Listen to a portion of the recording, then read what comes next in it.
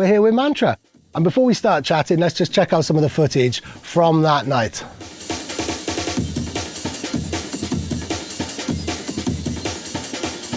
Awesome. So that's really weird to see that on camera, because I've never seen any camera out or any kind of, anybody filming at Rupture at all, really. It's not that type of night, is it? Yeah, not really. I think if you're in the midst of it all and you've got your camera out, there's a good chance it might go flying across the room. So I think, it's best to keep your cameras tucked away and enjoy it and feel it and just be part of the moment rather than worrying about having to record anything. And March the 8th was a pretty historical night, really, wasn't it, for Rupture? It was a bit of a special one. So just run us through that then, because it was International Women's Day, but that was more of just a happy coincidence that it was a female lineup and it happened on that date, wasn't it? Yeah. I've never really wanted to do an all-female lineup. It hasn't been something that's been like high on my agenda, and it's not like it's this big need in me that I've been wanting to do for a long time. David was very supportive of it, my partner. He was thinking that it's something we should do, it's something we should push. And the date just happened to fall on March the 8th that Corsica Studios gave us. So we said, why not? Let's use it as a chance to celebrate like all the amazing women that we've had over the past few years come and play for us. And there's a lot of new women at the moment that I just have so much admiration for, like Sherelle and Yorubi from Amsterdam. So it was a chance to put them on at a really good time in room 1 and absolutely shell it. They just destroyed it. It was beautiful. Awesome. I know what you mean with the all-female lineups. Like it goes against really what lineups are all about. It's supposed to be about diversity, the story of the night, the story of the music and everything working together, really, isn't it? Totally, yeah. That's why I'm a little bit sceptical sometimes of all female lineups. A lot of the time those aren't very good gigs. It's a little bit tokenistic. But on Friday, all the DJs were Rupture DJs first and foremost. They happen to be women. I might be saying this from like a male point of view, but it seems to be that we're heading in the right direction and we're heading there quicker than we ever have done. I hope so. It's a long time coming. Yeah. It's a very long time coming. But just on Friday, Hospitality launched this Women in Drum and Bass platform. So they are going to, it's only just started, but I'm really hopeful that there's going to be some real meaningful opportunities for women through that. It's, if you don't know about it, it's called Women in Drum and Bass. It's starting off as a Facebook group, and Hospitality will be providing opportunities for women mentoring or opportunities to play at their gigs. And they're such a huge company. Somewhere like, for people like Hospitality to get behind this shows that people are taking it seriously and investing a lot of time and resources. It starts really, really early on. The whole reason why there hasn't been so many females in dance music is because of lack of access, really, or not encouragement at the right age. And I think that's where things will start changing. It's a whole generational thing, isn't it? I think it's representation and visibility. And so when I was younger, I was following Flight, Storm, Alley Cat, listening to Chemistry and Storm mixes through and through. I never really knew why, but looking back on it, it's blatantly because they're women. I wasn't following them because I thought, they're women behind the decks. It's because I thought they were amazing. But that was so inspirational for me, to see other women up there doing amazing things. And otherwise, it perhaps can seem like it's a bit of a closed world. If you don't see other women and people that look like you up there, then it might not be at the forefront of your mind, but underneath you're kind of thinking, maybe this isn't really a world for me. It's something that I shouldn't be part of. And that's why I think the more women that we have headlining festivals, doing amazing things, releasing music, the more, just by default of having them there, it's going to encourage more women to take part. There's always been these really powerful women in drum and bass.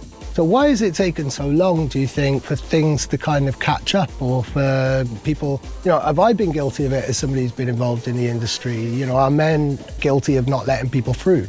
I get asked this question a lot, and it's quite hard.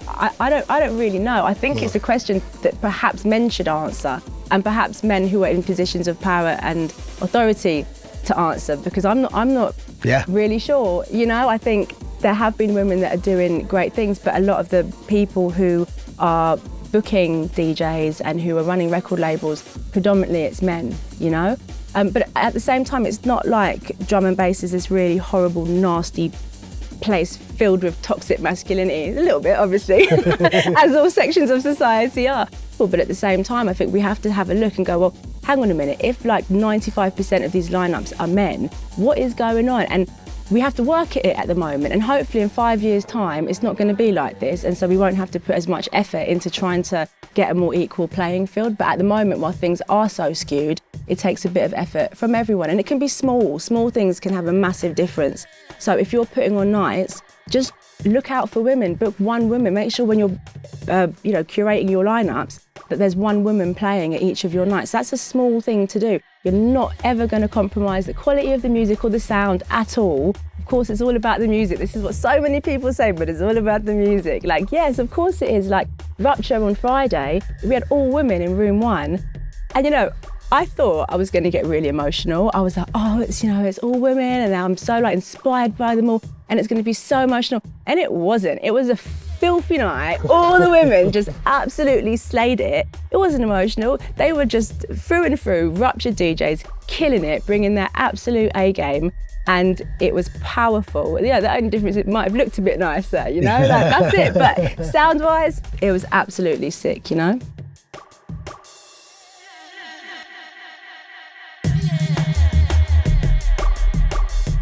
So this kind of can be traced back to the social media post that you made at the start of last year, 2018, where you pointed out certain nights had percentages of female lineups, and you also said that Rupture had a long way to go as well.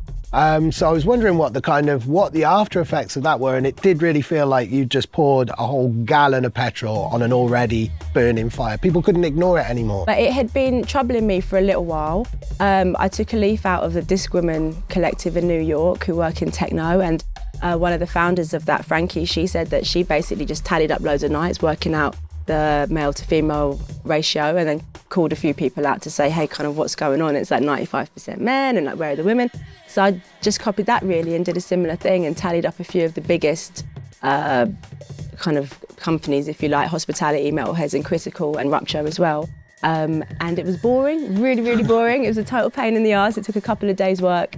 And it's not fun, and I hope to never have to do it again. But just off the back of that, really, I think when you see something like that on paper and the figures were so off key, it was literally like, again, for these statistics, it was like 95% men, 5% women.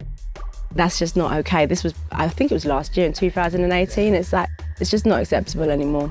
Who should people be looking out for? Who should, if there's any labels watching, and they're looking to sign, they're looking to be more diverse, who else are you feeding who's sending you wicked music? So there's A-Fruit from Med School. Yes, I love she's her. wicked. Yes. She's really sick.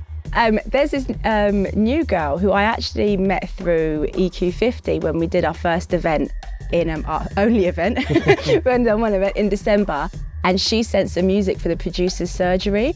Her name's Decibella, and she's a jungle producer, and it's absolutely phenomenal. Like, her music is so sick. She joined us on Represent. We were on Sherelle's show last week, and a few of us went down to do a EQ50 guest mix in the build up to Rupture, and she came and did like a half an hour set, and she plays loads of vinyl. She's really into her reinforced, but she's banging into like Dead Man's Chest and Coco Bryce and like all the really wicked modern jungle that's being made at the moment.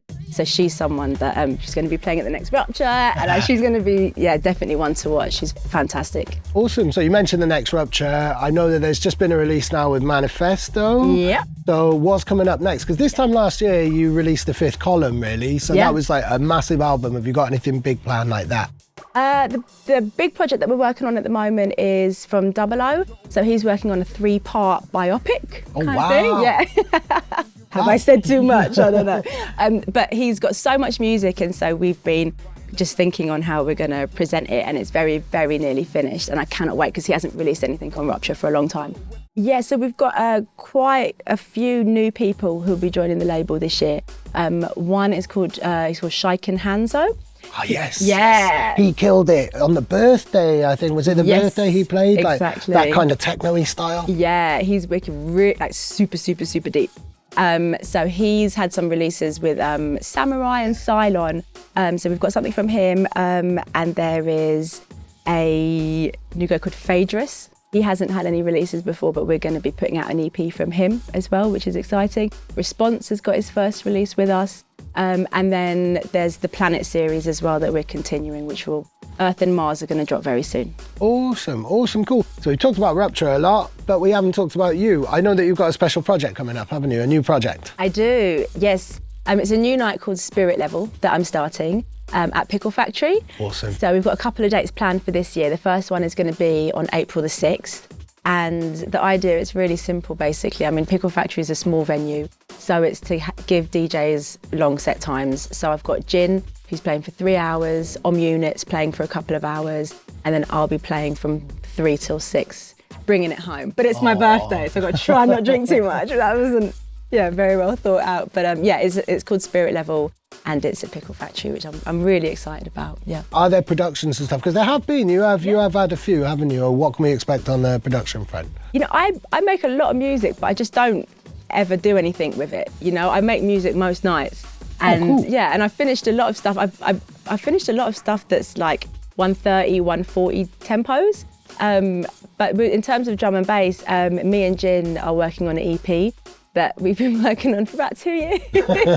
And we keep changing it up. But we're getting there. We're very, very, very close to getting there. So we've got an EP that we're working on. And I'm working on music, but for me, it's not all about releasing it. That's, it has to be something that's really good, that I'm really feeling. And that, I'm not making music with this end goal that I want to have this deadline and I need music out there. I'm not rushing it, It's like a process that I love. It's something I really enjoy to do in the evenings. And when it's ready, it's ready. So that's awesome. That's the only way to be, I think, really. Cool. Look out for that. Thank you very much, Mantra. Thank you very much. All good. Nice one. Thank you.